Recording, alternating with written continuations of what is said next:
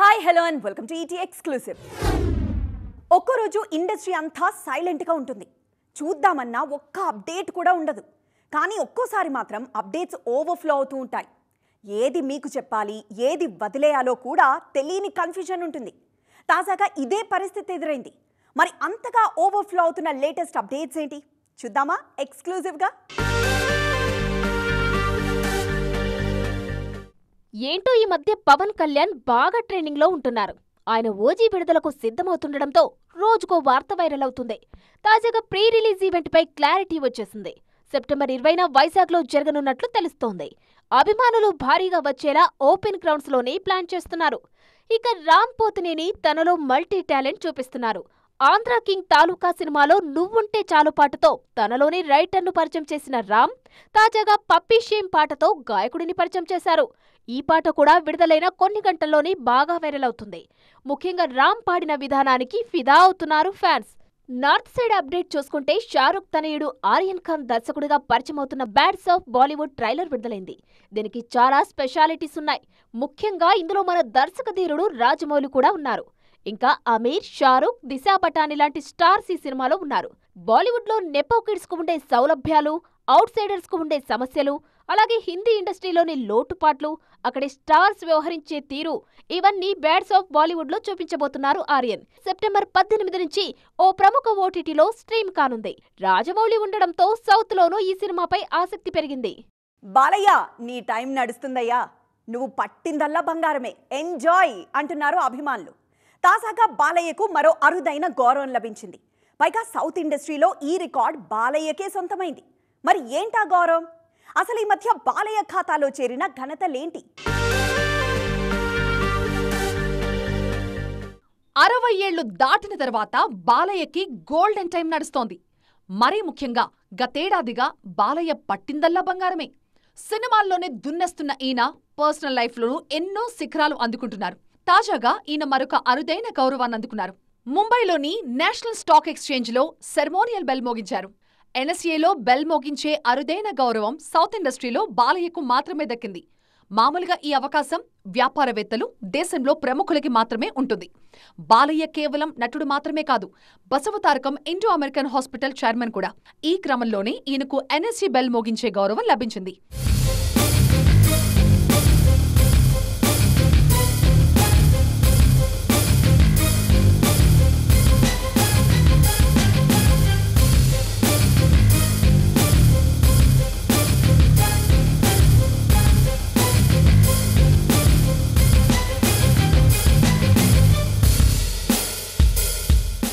ఈ మధ్య వరుసగా బాలయ్యకి గౌరవాలు, అవార్డులు వస్తున్నాయి.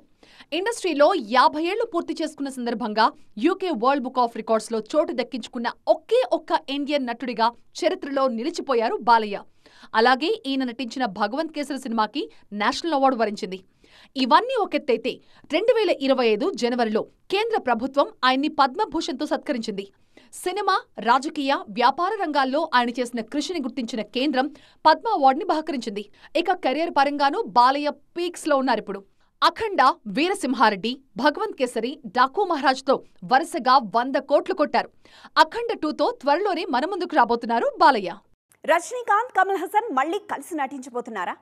అప్పట్లో అంటే ఈగోలు లేవు, ఇమేజ్లు లేవు, ఇంత మార్కెట్ కూడా లేదు, కాబట్టి అన్నీ నడిచాయి. మరి ఇప్పుడున్న పరిస్థితుల్లో ఈ ఇద్దరు లెజెండ్స్ కలిసి నటిస్తే అభిమానులు ఒప్పుకుంటారా? వాళ్ళ ఈగోలు సాటిస్ఫై అవుతాయా? ఇప్పటికీ ప్రశ్నలు అవసరం లేదు. రజనీ, కమల్ కాంబోలో త్వరలోనే సినిమా రానుంది. సౌత్ ఇండస్ట్రీలో రజనీకాంత్, కమల్ హాసన్ ఇద్దరే లెజెండ్స్ అనే మాటకు వాళ్లే నిదర్శనం. రజనీ కమర్షియల్ మార్కెట్లో తోపైతే, కమల్ తనదైన శైలిలో ప్రయోగాలు చేస్తూనే రికార్డులు తిరగరాస్తుంటారు. కెరీర్ మొదట్లో ఇద్దరూ కలిసి నటించారు. పైగా ఇద్దరిది బాలచందర్ స్కూల్ కావడంతో ఇగోలు పక్కన పెట్టి అప్పట్లో నటించారు. 1979లో వచ్చిన అల్లావుద్దీన్ అద్భుత దీపం సినిమా తర్వాత పూర్తిస్థాయి పాత్రల్లో కలిసి నటించలేదు రజనీ, కమల్. 80వ దశకంలో ఇద్దరు సూపర్ స్టార్స్ కావడంతో వాళ్ళిద్దరితో మల్టీస్టారర్ చేసే ధైర్యం ఏ డైరెక్టర్ చేయలేదు. 2020 సమయంలో లోకేష్ కనగరాజ్ ఓ సినిమా ప్లాన్ చేసినా కరోనా కారణంగా అది కార్యరూపం దాల్చలేదు. రజనీతో మల్టీస్టారర్ అధికారికంగా ప్రకటించారు కమల్ హాసన్. దసరాకు ప్రారంభించి నవంబర్ నుంచి రెగ్యులర్ షూట్ మొదలు పెడతామని, రెడ్ జైంట్ మూవీస్తో కలిసి తన రాజకమల్ ఇంటర్నేషనల్ ఈ సినిమాను నిర్మిస్తుందని తెలిపారు లోకనాయకుడు. అయితే దర్శకుడు ఎవరనేది చెప్పలేదు కమల్. మొత్తానికి 46 ఏళ్ల తర్వాత ఈ కాంబో కలుస్తోండడంతో గాల్లో తేలిపోతున్నారు ఫ్యాన్స్. హీరోలందరూ షూటింగ్స్తో బిజీ అయిపోయారు. సమ్మె కారణంగా కొన్ని సినిమాల స్కెడ్యూల్స్ డిస్టర్బ్ అయ్యాయి.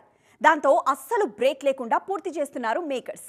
ఈ క్రమంలోనే లొకేషన్స్లో బిజీ అయిపోయారు మన స్టార్స్.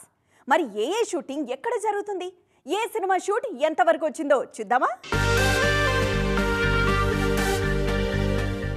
కొన్ని రోజుల బ్రేక్ తర్వాత సెప్టెంబర్ 5 నుంచి చిరంజీవి, అనిల్ రావిపూడి సినిమా షూట్ మొదలైంది. అల్యూమినియం ఫ్యాక్టరీలో షూట్ జరుగుతుంది. ఇక ఎప్పుడూ ఏదో ఓ సినిమా సెట్లోనే ఉంటున్నారు ప్రభాస్. ప్రస్తుతం మారుతి తెరకెక్కిస్తోన్న రాజాసాబ్ అజీజ్ నగర్ పీపుల్స్ మీడియా స్టూడియోలో జరుగుతుంది. ఎన్టీఆర్, ప్రశాంత్ నీల్ డ్రాగన్ షూటింగ్ ఆర్ఎఫ్సీలో జరుగుతుంది. రామ్ చరణ్ పెద్ది షూట్ కొన్ని రోజులుగా మైసూర్లోని షుగర్ ఫ్యాక్టరీలో జరుగుతుంది. రవితేజ, కిషోర్ తిరుమల కాంబినేషన్లో వస్తున్న సినిమా షూట్ శంకర్పల్లి పరిసర ప్రాంతాల్లో, Nani, Srikanth Odela the paradise shoot ముచ్చింతల్లో జరుగుతుంది.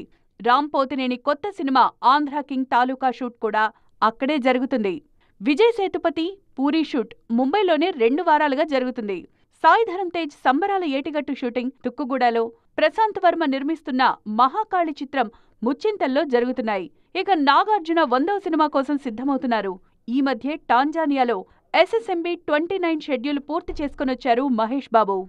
మురుగదాస్కు ఈ మధ్య కాంటెంట్ కంటే కాంట్రవర్సీలపై ఫోకస్ ఎక్కువైంది. ఒకప్పుడు కేవలం కథలపై మాత్రమే కాన్సన్ట్రేట్ చేసిన ఈయన ఇప్పుడు ఎక్కువగా కాంట్రవర్సీల వైపు వెళ్తున్నారు. మదరాసితో మరోసారి ఈ దర్శకుడు వివాదాల్లో ఇరుక్కుపోయారు. ఇంతకీ ఈ సినిమాపై ఎందుకింత వివాదం? అసలేంటి కారణం? మురుగదాస్ చేసిన తప్పేంటి? ఒక రమణ, గజని, తుపాకీ, కత్తి లాంటి సినిమాలు చేసిన మురుగదాస్ ఇప్పుడు అందులో కనీసం సగం స్థాయి సినిమాలు కూడా చేయలేకపోతున్నారు. పైగా ఎక్కువగా వివాదాల్లోనే ఉంటున్నారు. సికిందర్ ఫ్లాప్ కు సల్మాన్ కారణమంటూ మురుగదాస్ చేసిన కామెంట్స్ భాయ్ ఫ్యాన్స్ ను బాగా డిస్టర్బ్ చేశాయి. దాంతో మదరాసికి ఎవరు కారణమంటూ ప్రశ్నిస్తున్నారు వాళ్ళు. శివకార్తికేయన్ హీరోగా వచ్చిన మదరాసి ఓపెనింగ్స్ ఏమంత గొప్పగా లేవు. పైగా ప్రమోషన్ టైంలో తమిళ దర్శకులకు 1000 కోట్లు అవసరం లేదు, వాళ్ళు ఎడ్యుకేట్ చేసే సినిమాలు చేస్తారంటూ ఈయన చేసిన కామెంట్స్ వైరల్ అవుతున్నాయి ఇప్పుడు. ఇదేనా మీ ఎడ్యుకేషన్? గన్ ఫైరింగ్ తప్ప ఏముంది మీ సినిమాలో అని సెటైర్లు పేరుతున్నాయి. సౌత్ వాళ్లను మామూలుగా నార్త్ లో మద్రాసి అంటారు, అందుకే ఈ టైటిల్ పెట్టామంటూ మురుగదాస్ చేసిన కామెంట్స్ వివాదమవుతున్నాయి ఇప్పుడు. బాహుబలి, RRR, పుష్ప లాంటి సినిమాలతో తెలుగు సత్తా బాలీవుడ్ రుచి చూసింది. ఇంత చేసినా సౌత్ అందర్నీ మద్రాసీలే అంటారంటూ మురుగదాస్ కామెంట్ చేయడం అర్ధరహితమంటున్నారు భాషాభిమానులు. బెల్లంకొండ శ్రీనివాస్ ఫామ్ లోకొస్తారా? స్టార్ హీరోల వారసులు కూడా కుళ్ళుకునేలా ఎంట్రీ ఇచ్చారీనా. స్టార్ డైరెక్టర్లతో పనిచేశారు. అయినా కూడా రేసులో వెనకాలే ఉండిపోయారు బెల్లంకొండ. మరి ఈయన ఫ్లాప్ స్ట్రీక్ కు ఫుల్ స్టాప్ పడబోతోందా? కిష్కిందపురితో బాక్స్ ఆఫీస్ దగ్గర మ్యాజిక్ చేస్తారా? బెల్లంకొండ లేటెస్ట్ ప్రాజెక్ట్ పై ఇంట్రెస్టింగ్ స్టోరీ. అల్లుడు శ్రీనుతో అద్దిరిపోయే ఎంట్రీ ఇచ్చారు బెల్లంకొండ శ్రీనివాస్. ఈ సినిమా కాస్ట్ ఫెయిల్యూర్ గా నిలిచిన డెబ్యూ హీరోకు పర్ఫెక్ట్ ఎంట్రీగా నిలిచింది. దీని తర్వాత స్పీడ్ ఉన్నోడు పోయినా జయ జానకి నాయికతో మాస్కు బాగా చేరువయ్యారు బెల్లంకొండ. మాస్ సినిమాలు చేస్తూనే సీత, రాక్షసుడు లాంటి డిఫరెంట్ సినిమాలు ట్రై చేశారు ఈ కుర్ర హీరో. తెలుగుతో పాటు హిందీలోనూ బెల్లంకొండకు మంచి గుర్తింపుంది. ముఖ్యంగా యూట్యూబ్లో ఈ హీరో సినిమాలకు అద్దిరిపోయే క్రేజ్ ఉంది. జయ జానకి నాయికకు యూట్యూబ్లో 953 మిలియన్ వ్యూస్ వచ్చాయి. ఇక సీత హిందీ వర్షన్కు 700 మిలియన్, కవచం సినిమాకు 400 మిలియన్ల వ్యూస్ ఉన్నాయి. ఛత్రపతితో నేరుగా నార్త్ ఆడియన్స్ ను పలకరించారు బెల్లంకొండ. గుర్తింపు ఉన్నా కొన్నేళ్లుగా కోరుకున్న హిట్ రావట్లేదు బెల్లంకొండకు. మొన్నొచ్చిన భైరవం సైతం అంచనాలు అందుకోలేదు. ప్రస్తుతం కిష్కిందపురితో వస్తున్నారు ఈ హీరో. సెప్టెంబర్ 12న విడుదల కానున్న ఈ చిత్రంలో అనుపమ పరమేశ్వరన్ హీరోయిన్ గా నటిస్తున్నారు. ట్రైలర్, పాటలకు మంచి రెస్పాన్స్ వస్తుంది. చూడాలిక ఈ సినిమాతో బెల్లంకొండ హిట్ కొడతారా లేదా అనేది. ఇది ఈరోజు ఈటీ ఎక్స్క్లూజివ్. మరిన్ని ఇంట్రెస్టింగ్ అప్డేట్స్ తో మళ్ళీ కలుద్దాం. అప్పటి వరకు చూస్తూనే ఉండండి TV9.